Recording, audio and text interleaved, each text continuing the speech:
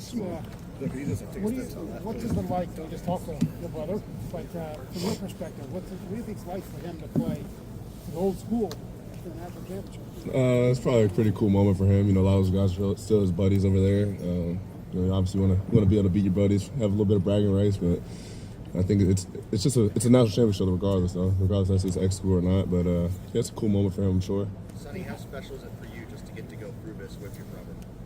It's super special, you know, being able to play with him on a high level of football, you know, here at Ohio State, and then being able to compete for a national championship. You know, we're both Columbus kids from the area, so being able to have the opportunity to bring a championship back to Columbus is super special. It's a blessing. Sonny, what is it about Pickerington that produces so many good athletes? I don't know. I can't really tell you. I don't know. I don't know if you could say it's the youth programs or something like that. I think you got a lot of there's a variety of different competitions like when I was growing up. So I feel like guys are really competitive and we're always competing against each other growing up. But yeah, it might be something in the water. I don't know. Is there a sense of pride though? There's so many Pickerington guys here that on this run. Yeah, definitely. I mean, you know, being an Ohio guy in general, you know, you want to represent Ohio well. You know, it's funny. A lot of guys from like the other states, I don't think they respect Ohio football enough sometimes. Like the Florida guys, Texas guys, but yeah, it's just a blessing to be able to represent Ohio, represent Pickerington, and you know, you want to represent them well, obviously. How have you seen your brother grow in this defense? You know, I think he's got a lot better over the past 2 years he's been here. He's got better in man coverage. He's got better in being able to do a variety of different zone drops at nickel.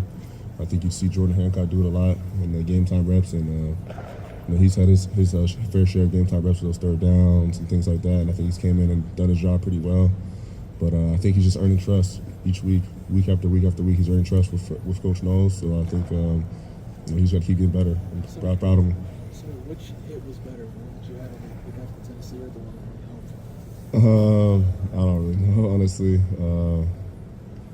Yeah, I don't really know. I mean, both pretty good hits, I guess. Do you feel like those kind of, obviously the big hits, result of incompletion, setting the tone for the defense, even in the middle of the game, just like those kind of plays that might seem just like one hit. Do you feel like those kind of carry through to the rest of the defense? Yeah, I mean, I think Coach Day talks about all the time.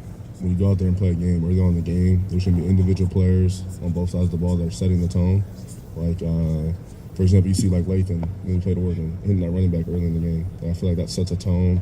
Or you see our O-line firing off the ball, putting people on their back, Travion and Quinshawn running through people, like that sets a tone. And I think the rest of the team feeds off that energy. So it definitely does something. Sonny, what to be stands the one out? to set the tone? What does that mean to you?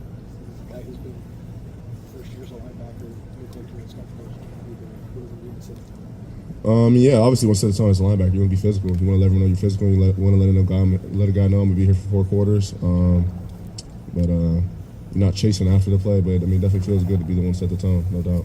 Sonny, what stands out to you about Notre Dame's running game? I think they have a variety of running backs that are all explosive. Love, they got 24. They got the other kid 20. I think his dad used to be an NFL player.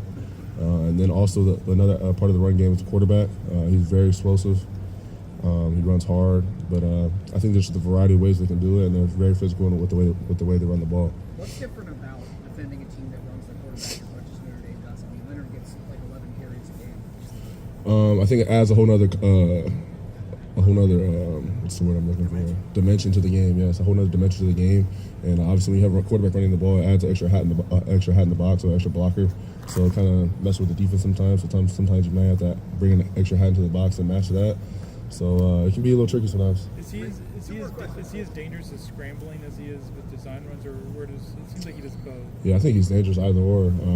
I think sometimes those scrambles are more dangerous because you got guys dropping in the coverage, taking their eyes off him for a second, kind of opens up the field for him, and that's like a guaranteed like 10 yards if you don't have someone spying him. So that can hurt you. I mean, you feel like you got everyone covered, and then you turn around, he's sprinting down the field for 10, 15 yards. Sonny, what do you pardon me for asking this question, but what do you know more about the wheel route now than you did a few days ago? Understand what I'm saying? Yeah, it was a tough play.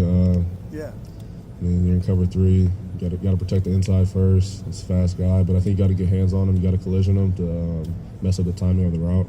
That was probably what I didn't do right. Yeah, because you know Notre Dame's looking at that play, right? I mean, they no doubt. scored 2. Yeah.